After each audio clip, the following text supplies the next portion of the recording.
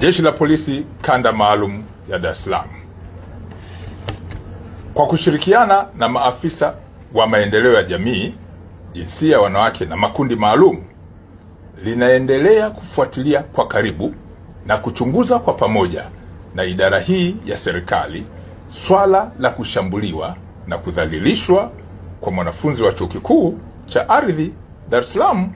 ambaye alifahamika kwenye siku za hivi karibuni kama kwa jina la Magnificat Barnabas Kimario.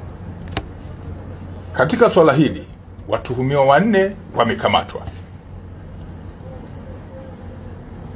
akiwemo Reno Ponsil Mkwawili wa Chuo cha Ardhi, Asha Suleiman Juma wa Chuo cha Uhasibu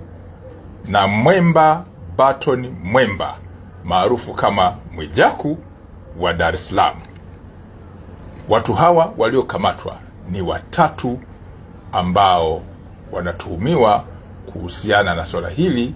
la sakata ambalo limeingizwa watu 4 akiwemo mlalamikaji. Upelelezi wa shauri hii unakamilishwa haraka iwezekanavyo ili mamlaka zingine za kisheria ikiwemo ofisi ya mashtaka iweze kuchambua na kubaini ni shauri lipi ambalo linaweza zikasimama kisheria kuhusiana na swala ambalo tunalichunguza.